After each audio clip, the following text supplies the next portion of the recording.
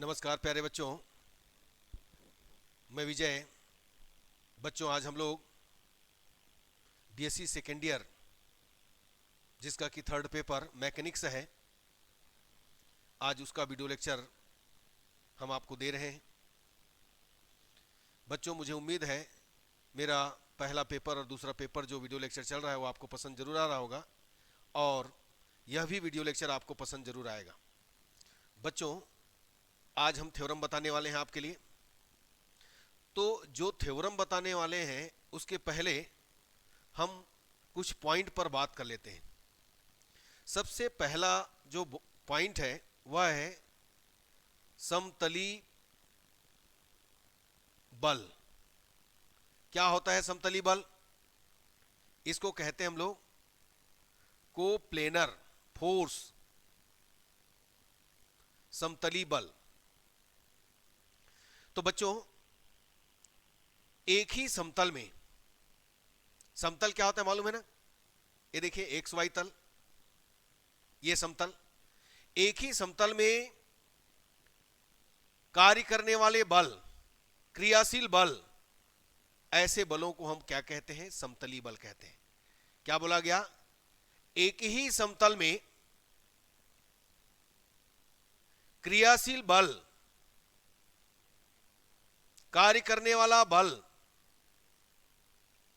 यह कहलाता है बच्चों कोप्लेनर फोर्स, समतली बल। तो ये तो हुआ समतली बल के बारे में। अब इसके बाद आपको जानना है बलयुग्म। चलिए जानकारी लेते हैं बलयुग्म का। क्या होता है पेयर ऑफ फोर्स?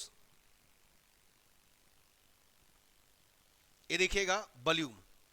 बच्चों, आपने ऐसे फिजिक्स में आपने स्टडी किया है। देखिए बच्चों, दो बल, एक बल, एक पॉइंट सपोज कर लेते हैं इसको ए, इसको मान लीजिए बी, और दूसरा बल ये देखिएगा ए पर कार्यरत है। दोनों का क्रिया रेखा, ये देखो, इसका क्रिया रेखा ये हो गया, इसका क्रिया रेखा ये हो गया। तो दोनों की क्रिया रेखा एक ही ना हो। ये देखिए, मान लो इसको हम एक समझिए कोई सपोज राड मान लो, है ना। तो इस तरीके से यदि हम देखें तो एक फोर्स यहां पर लग रहा है और एक फोर्स यहां लग रहा है। दोनों के बीच क्रिया रेखा, इसका क्रिया रेखा देखो ऊपर नीचे, देखो इधर ये है और इसका क्रिया रेखा ये है। तो दोनों की क्रिया रेखा एक ही ना हो, दोनों एक दूसरे के क्या है? अपोजिट डायरेक्शन में है और एक दूसरे के पैरेलल है। क्या क्या है देखो, है ना। दो बल कार्यरत है ना, और दोनों का परिमाण क्या है? दोनों का परिमाण क्या है? समान है। ये देखो, और क्या होना चाहिए? दोनों का परिमाण समान है और क्या होना चाहिए? विपरीत दिशा में कार्य करते हो। ये विपरीत दिशा में कार्य कर रहे हैं प्यारे बच्चों, ठीक है। और एक ही बिंदु पर ना होकर के दो भिन्न भिन्न बिंदुओं पर कार्य करेगा, है ना। दो भिन्न बिंदुओं पर या दो बिंदुओं पर कार्य करते हैं, है ना। तो यदि ऐसा बल हमको मिले तो हम इसको क्या कहेंगे? बलयुग्म कहेंगे। देखो इसका डायरेक्शन, ये देखो इसका डायरेक्शन ऐसा जा रहा है, ये ऐसा जाएगा, और ये इधर, ये देखो इधर नीचे आ रहा है, मतलब ये, है ना, नीचे की ओर आएगा, इस तरीके से आएगा। मतलब कैसे होगा ये देखो एंटी क्लॉकवाइज घूम रहा है ये। इसी में ऐसा भी हो सकता है, ये बल F और दूसरा ये हो गया F, तो ये क्या हो जाएगा? क्लॉकवाइज हो जाएगा। तो ऐसे बलों को हम लोग क्या कहते हैं? बलयुग्म कहते हैं। आपको मालूम है ये इस तरीके से होगा, दोनों बल आपस में क्या है? बराबर है और विपरीत दिशा में है और एक ही क्रिया रेखा पर कार्य है। तो यहां पर परिणामी बल क्या हो जाएगा? शून्य हो जाएगा। तो हम इसको बलयुग्म नहीं कहेंगे। हम लोग बलयुग्म किसको कहेंगे? अलग अलग बिंदुओं पर जो कार्य करेगा हम उसको क्या कहेंगे, बलयुग्म कहेंगे प्यारे बच्चों। तो आपको समझ में आ गया बलयुग्म। अब चलिए बलयुग्म का आघूर्ण की बात करते हैं। बलयुग्म का आघूर्ण,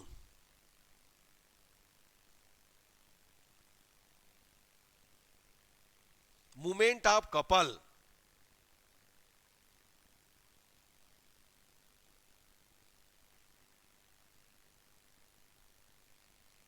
तो बच्चों देखिएगा बलयुग्म का आघूर्ण कैसा होता है।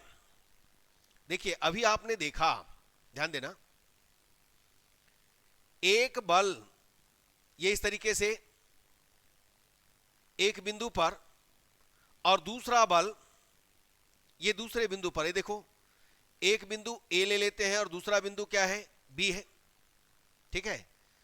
दोनों का देखिए दोनों के बीच लंबवत दूरी, इसको हम जो राड बोले थे ना, इसको हम क्या मान रहे हैं, लंबवत दूरी ए बी। चलो इसको मैंने डी ले लिया। तो कहने का मतलब क्या होता है, बलयुग्म का आघूर्ण आपने पढ़ा होगा, बलयुग्म का आघूर्ण आपने पढ़ा होगा बच्चों। बलयुग्म का आघूर्ण क्या होता है भाई, दोनों बलों में से कोई भी एक बल लीजिएगा, दोनों बलों में से एक बल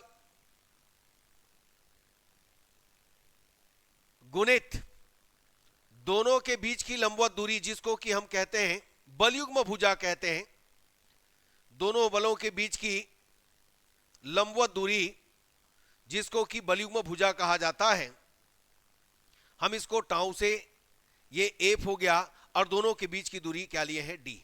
याद रखना ये हमारा फोर्स है, ये हमारा फोर्स है, दोनों अलग अलग बिंदुओं पर कार्य कर रहा है, यानी एक बलयुग्म बना रहा है, ठीक है, एक कपल का निर्माण कर रहा है, पेयर ऑफ फोर्स है ना, कपल का निर्माण कर रहा है, ठीक है। तो यहां पर ये देखो एक फोर्स और दोनों बलों के बीच की लंबवत दूरी, ठीक है ना, डी, जिसको कि हम कहते हैं बलयुग्म का आघूर्ण, ठीक है बच्चों, ये बलयुग्म का आघूर्ण होता है। अब यहां पर एक चीज ध्यान देना है, क्या ध्यान देना है कि दो बिंदु, एक ए है और दूसरा बी है, ठीक है ना।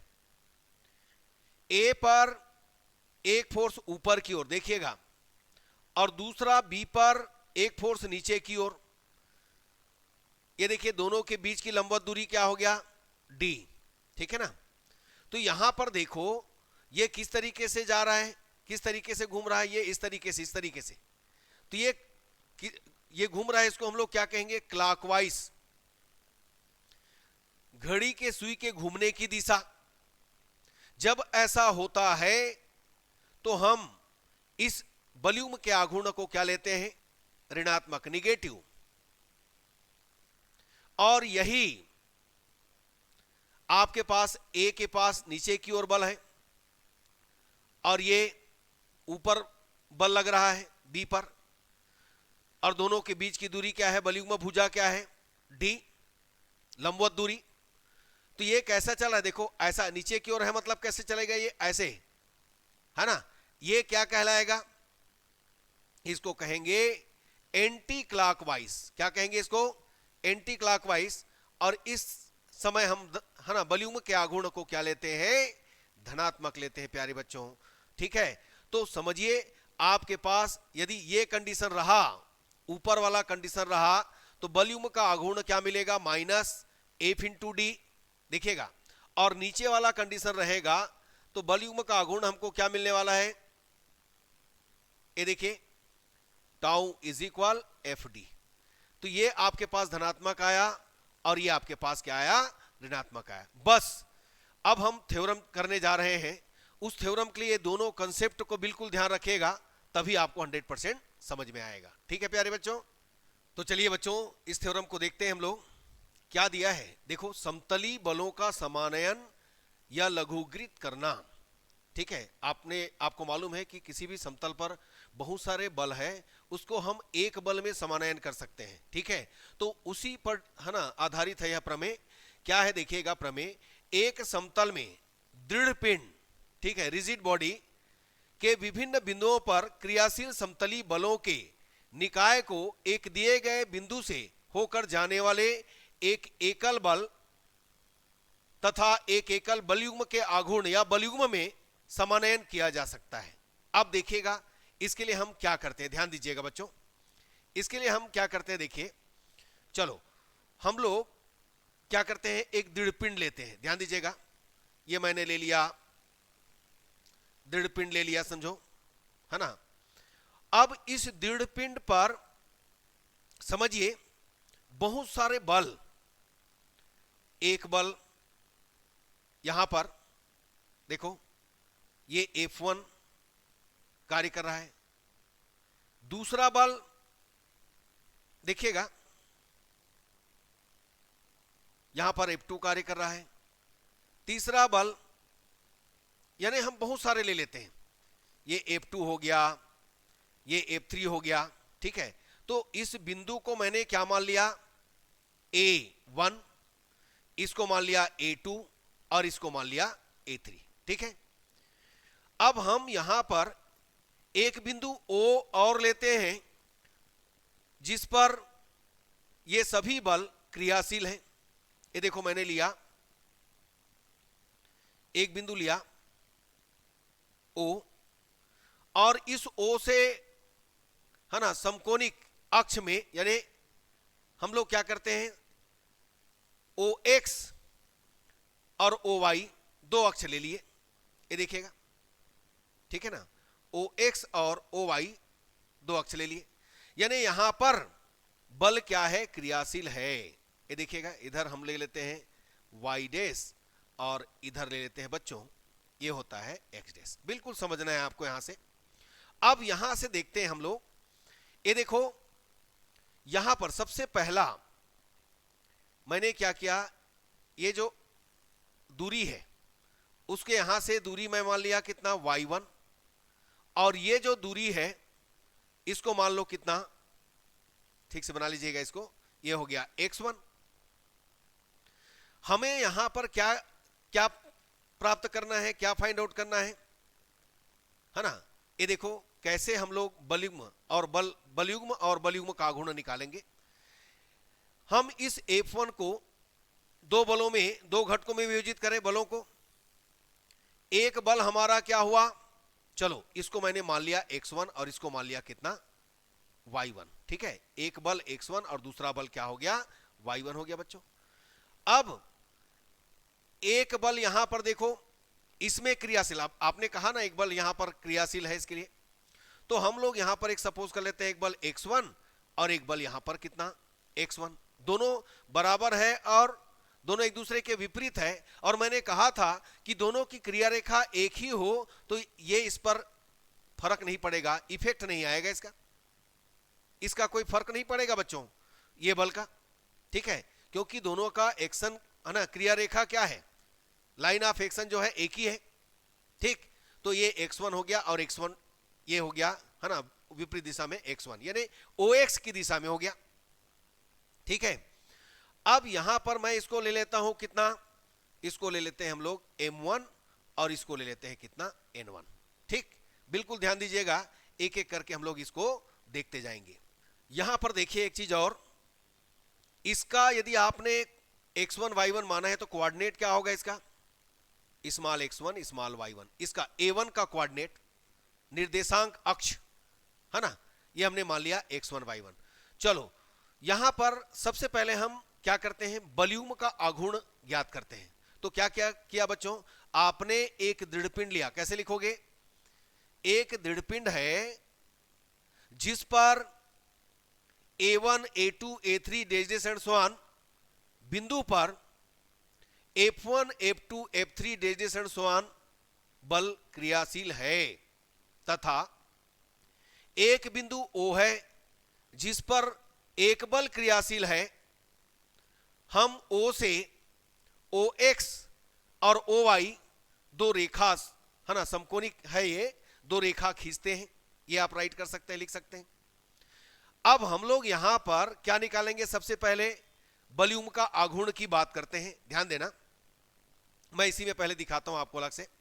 ये देखो यहां पर, ये देखो एक बल क्या कार्य कर रहे हैं, OX1 की दिशा में, ये देखो ऐसा हो रहा है, एक बल कितना हो गया X1। आपके पास ये आपने लिया A और ये आपने लिया कितना M1, ध्यान देना ये वाला M1, और इसके विपरीत दिशा में देखो OX की दिशा में OX डैश, ये विपरीत दिशा में देखो एक बल X1 कार्य कर रहा है। तो ये दोनों का क्रिया रेखा एक ही है क्या? नहीं है, दोनों का क्रिया रेखा अलग अलग है, अर्थात ये दोनों एक बलयुग्म का निर्माण करते हैं। ठीक है, अब आपको मालूम है बलयुग्म का आघूर्ण क्या होता है, दोनों में से एक बल और दोनों के क्रिया रेखा के बीच की दूरी, मतलब बीच की दूरी क्या हो गया AM1। इस AM1 को आपने क्या सपोज किया है Y1,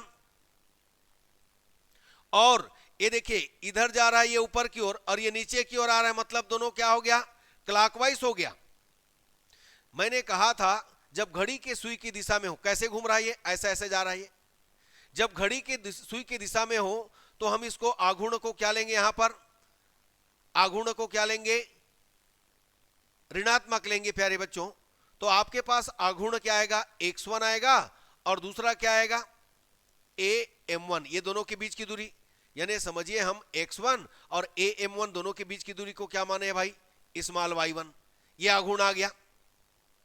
ठीक है, तो मैं इसको इधर राइट कर देता हूं, अलग से करके बना देता हूं। ये देखिए हमने लिया एक पॉइंट A1 लिया है भाई, यहां पर एक बल X1 क्रियाशील है और ये हमारा क्या था M1 आपने लिया, इधर एक बल क्या है X1 है। ठीक है, तो यहां पर क्या आया, बल युग्म का आघूर्ण, इसको मैं चलो टाउ से रिप्रेजेंट करते हैं, टाउ1 मान लेता हूं इसको मैं। तो आपके पास एक बल क्या हुआ, दोनों में से एक बल हमारे पास X1 है, तो X1 हुआ और दोनों के बीच की दूरी क्या हो गया AM1,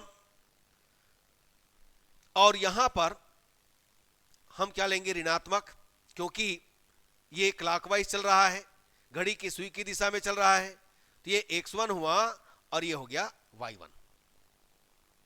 ठीक है, X1 हुआ और Y1 हो गया। अब इसके बाद इसमें देखो ये तो हो गया, और एक बल यहां पर सिंगल बल ये वाला बचा है, देखिए ध्यान दीजिएगा, है ना, OX की दिशा में कार्य कर रहा है, और दूसरा यहां पर कहेंगे एकल बल क्या कार्य कर रहा है X1। ठीक है, एकल बल का क्या कार्य कर रहा है, एकल बल X1, चलो ये कार्य कर रहा है। अब हम लोग इसी को देखो इधर, ध्यान दीजिएगा, इसको मैं साफ कर दे रहा हूं, अच्छे समझिए फिर सब समझ में आ जाना है प्यारे बच्चों। अब देखो यहां पर A1, अब इधर देखेंगे तो इधर के लिए हमारे पास क्या होगा, ये O पर बल Y1 और ये हो गया Y2, तो इस बल का कोई फर्क नहीं पड़ेगा, इस पर कोई इफेक्ट नहीं आएगा। ठीक है ना, ये X1 सॉरी Y1 है और ये Y1, ये भी Y1 है, सॉरी ये Y1 है, दोनों एक दूसरे के विपरीत।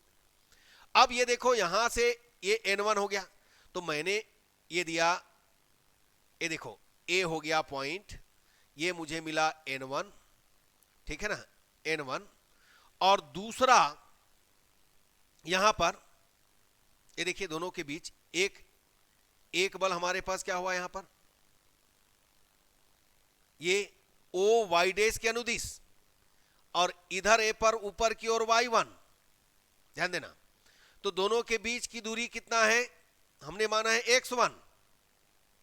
अब यहां पर बलयुग्म का आघूर्ण क्या होगा, ध्यान देना भाई, बलयुग्म का आघूर्ण होगा एक बल गुणित दोनों बलों के बीच की दूरी NA1, तो Y1 और दोनों बलों के बीच की दूरी आपने सपोज किया है X1।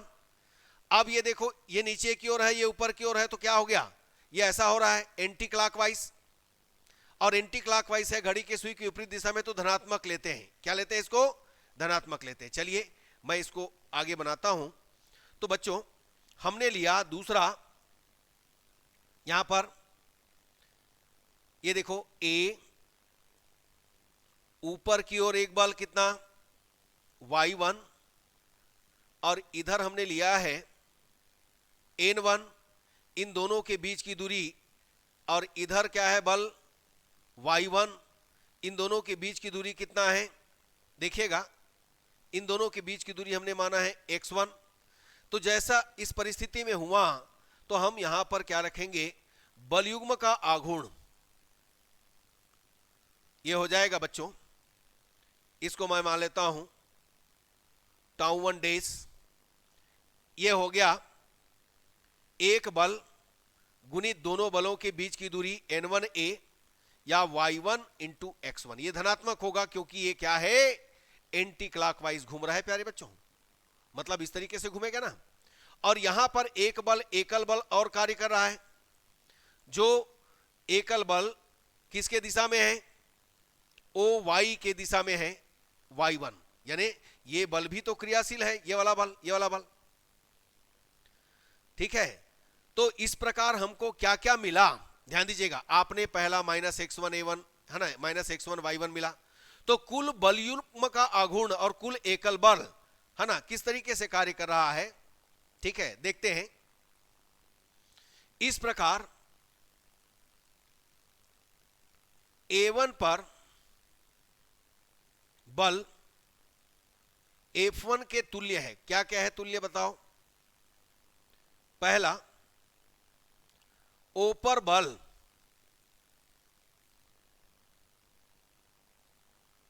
x1 OX के अनुदिश या OX के दिशा में एक बल, ये कार्य हुआ। दूसरा, O पर बल y1, ये OY के दिशा में हुआ, OY के अनुदिश। और तीसरा, कुल बलयुग्म का आघूर्ण, दो निकाले हम लोग, क्लॉकवाइज एंटी क्लॉकवाइज, बलयुग्म का आघूर्ण दोनों को जोड़ेंगे तो हमको क्या क्या मिलेगा, एक धनात्मक और ऋणात्मक। धनात्मक वाले को पहले लिख देते हैं, y1 x1 minus capital x1 small y1। तो ये A1 पर माने बल हमको मिला F1 के तुल्य। वैसे ही हम देखेंगे किस पर, ये देखो A2 पर देखते हैं, सेम है ना। A2 पर क्या होगा, देखो इसको मान लो कितना, यहां पर M2, और इधर क्या मान लो N2, ठीक है। इसको मान लो यहां डिस्टेंस y2 और इधर का डिस्टेंस x1, तो इसका निर्देशांक क्या मिला, x2 y2। इसी प्रकार इसका करोगे है ना, इस तरीके से जो भी है आगे करते जाओगे तो इसका x3 y3, ठीक। तो सेम काम होगा। अब यहां पर देखो इसके लिए F2 है ना, तो इसको हम दो घटकों में फिर वियोजित करेंगे, एक होगा x2 और एक होगा y2। फिर यहां पर x2 काम करेगा, देखो जैसे पहले x काम कर रहा था ना यहां पर वैसे ही x2 काम करेगा, और काम वही होगा जो आपने देखा है, ठीक है। तो कैसा बल मिलेगा आपको, इसी प्रकार दूसरा जो मिलने वाला है, A2 पर बल F2 के क्या होगा, तुल्य होगा। क्या क्या होगा इस पर, O पर बल मिलेगा एक, O पर बल मिलेगा एक, x2 ये OX के अनुदिश होगा, OX के अनुदिश, ओके। दूसरा, O पर बल होगा y2 OY के अनुदिश, और तीसरा, बलयुग्म का आघूर्ण आपको मिलने वाला है capital y2 x2 capital x2 y2। तो बच्चों इसी प्रकार आप क्या करोगे, A2 पर A3 पर सेम वैसी काम करते जाएगा जैसे कि पहला वाला आपने किया है, सेम पूरा एक्शन वही रहेगा, ठीक है। अब हम सब का क्या करेंगे, परिणामी निकालेंगे। तो चलो परिणामी पहले निकालते हैं, बल, एकल बल x is equal x1 plus x2 plus x3 dash dash and so on, जिसको कि हम राइट करेंगे समेसन x1। समेसन का मतलब पूरा ये आ जाएगा, यानी ये किसके दिशा में होगा, OX के अनुदिश, OX की दिशा में, OX के अनुदिश। दूसरा y इज इक्वल होगा y1, कैपिटल में है, capital y1 plus y2 plus y3 dash dash and so on, ये हो जाएगा समेसन, ये आ जाएगा y1। ये किसके अनुदिश हुआ, OY के अनुदिश, ये एकल बल हो गया बच्चों। अब इसके बाद हम यहां पर क्या करेंगे, परिणामी बलयुग्म का आघूर्ण निकालेंगे। परिणामी बलयुग्म का आघूर्ण कैसे होगा, परिणामी बलयुग्म का आघूर्ण देखिएगा, आपने इस परिणामी को ले लेना कैपिटल जी या जो भी लेना चाहते हो, ठीक है। तो पहला हुआ कैपिटल y1 x1, ये देखो कैपिटल x1 स्मॉल y1, ये पहला निकाले थे हम लोग, प्लस दूसरा वैसे ही तीसरा ये dash dash and so on निकालेंगे। हम इस सबको क्या राइट करेंगे, समेसन, ये होगा y1 x1 minus x1 y1, इसका मतलब आगे भी और है। तो ये हम इसको एकल बल में हम लोग क्या किए, समानित कर दिए प्यारे बच्चों। किस ढंग से हुआ समझ में आया। अब देखिए, चूंकि बल x और y बिंदु O पर क्रियाशील है,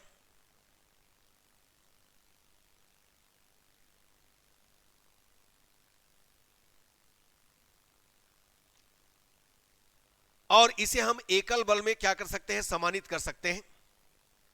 तो इसके लिए हम लोग क्या कर लेते हैं, देखो मान लो R बल x और y का क्या है, परिणामी है, ये देखिए एकल बल, तथा OX के साथ थीटा कोण पर झुका है या थीटा कोण बनाता है, जैसा राइट करना चाहते हैं। तो क्या होगा, देखो मैंने क्या किया, ये देखो इसको x एक्सिस हो गया मान लिया, y एक्सिस मान लिया, और ये इधर जो बल है उसको कैपिटल x और इधर बल है उसको कैपिटल y, और इनका परिणामी क्या ले लिया बच्चों, ये एकल बल R ले लिया। ये बिंदु O पर कार्यरत है और ये इसका थीटा कोण बना रहा है। यदि ऐसा आता है तो आपने स्टडी किया होगा पहले कहीं, ये थीटा है तो हम दो घटकों में विभाजित करते हैं, समकोणी घटक, इधर को लेते हैं क्षैतिज घटक r cos थीटा और इधर को लेते हैं r sin थीटा। तो ये दो बल हमारे पास आया, एक x is equal r cos theta होगा और एक y is equal r sin theta होगा। बच्चों कैसा होगा, x इज इक्वल हो जाएगा r cos थीटा और y is equal r sin theta, ये हो जाएगा। अब इन दोनों का एकल बल हमको निकालना है, परिणामी निकालना है, तो दोनों को वर्ग करके जोड़ेंगे तो R square cos square theta plus R square sine square theta, cos square theta plus sine square theta 1 होगा, आर स्क्वायर कॉमन निकाला गया, X square plus Y square हुआ, R is equal square root X square plus Y square हुआ। अब हम लोग दोनों को डिवाइड करते हैं, देखो चलो दोनों को भाग दो, आर साइन थीटा बटे आर कास थीटा माने आर आर कैंसल, यानी समझिए दोनों को डिवाइड करेंगे, दोनों को भाग देंगे तो ये आ जाएगा tan theta is equal Y upon कितना X, theta is equal tan inverse Y upon X. बस इस तरीके से हम एकल बल में इसको समानित कर सकते हैं प्यारे बच्चों। तो हम लोग इसको क्या कहेंगे, इस प्रकार बिंदु O पर एकल बल R तथा बलयुग्म, यह भी एकल बलयुग्म है, एकल बलयुग्म G में समानयन कर सकते हैं।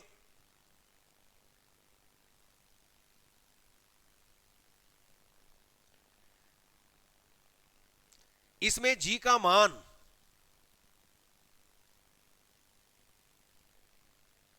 परिवर्तित होगा, परिवर्तित रहेगा,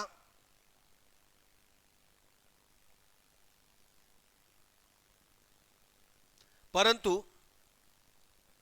R हमेशा अपरिवर्तित रहेगा। अब देखिए कैसे परिवर्तित होगा बच्चों, ये देखिएगा, आपने देखा था G परिवर्तनशील है बोल रहे हैं, तो पहले O था x और ये y एक्सिस, हम इसको क्या करते हैं, एक नया बिंदु O डेस जिसका निर्देशांक ले लेते हैं h के। कहने का मतलब यहां से यहां तक डिस्टेंस क्या हो गया h और इधर डिस्टेंस क्या हो गया k। तो एक हम नया निर्देशांक अक्ष निर्मित करते हैं। ये देखिएगा, इसका हो गया x डेस और ये हो गया y डेस। इसका मतलब आपने x के साइड में y के साइड में ये निर्देशांक को परिवर्तन किया है, तो इसका मतलब हमारा जो बल है वो तो वही रहेगा, उसमें कोई फर्क नहीं पड़ना है, लेकिन यहां से दूरी की बात है तो दूरी में परिवर्तन होगा।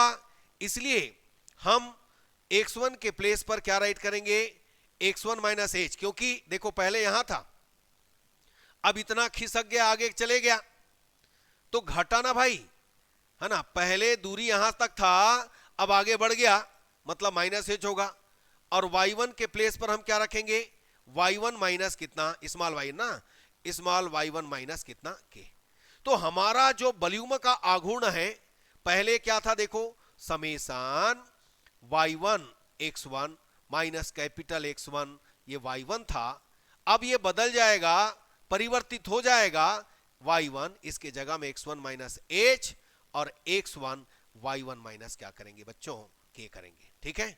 और ये आ जाएगा summation y1 into x1 y1 into h minus x1, ये हो गया y1 प्लस x1 इंटू कितना k। बच्चों यहां ध्यान देना है कौन बड़ा है कौन छोटा है, कैपिटल स्मॉल को ध्यान रखिएगा। अब चलो हम लोग क्या करते हैं, इसको और इसको एक जगह में रख लेते हैं, तो y1 x1 हुआ और कैपिटल x1 y1 एक जगह में रख लिया। इनमें से मैं h को कॉमन निकाला तो बचा कितना, समेशन y1, यहां से मैंने k को कॉमन निकाला तो समेशन x1। तो बच्चों ये तो आप वॉल्यूम, एकल वॉल्यूम का आघूर्ण जानते हो, एक नया आघूर्ण बना है g डेस मान लो इसको, तो यहां पर आ गया g माइनस एकल बल y एक्सिस में क्या है, कैपिटल Y, और एकल बल x एक्सिस में कैपिटल X। तो ये परिवर्तनशील है ना, परिवर्तित है बोला है ना, और R में कोई परिवर्तन नहीं होगा, तो इसी ढंग से बदलेगा, ठीक है बच्चों। तो बस हम इसी तरीके से एकल बल में समानयन कर सकते हैं प्यारे बच्चों। मुझे उम्मीद है मेरा ये वीडियो लेक्चर आपको 100% पसंद आएगा, 100% समझ में आएगा। यदि एक बार में समझ में नहीं आता तो दूसरी बार जरूर देखिएगा, और भी नहीं आता तो कमेंट्स बॉक्स में बताइएगा कि समझ में नहीं आया, तो हम फिर से समझाने की कोशिश करेंगे, ठीक है प्यारे बच्चों। तो ये क्लास यहीं तक रहेगा, धन्यवाद, नमस्कार। अगले क्लास में हम फिर मिलेंगे, हम इसके आगे का वीडियो लेक्चर आपको फिर से देंगे प्यारे बच्चों। यदि अच्छा लगता है तो लाइक करना, शेयर करना, सब्सक्राइब करना, अपने दोस्तों को जरूर बताना प्यारे बच्चों, ठीक है।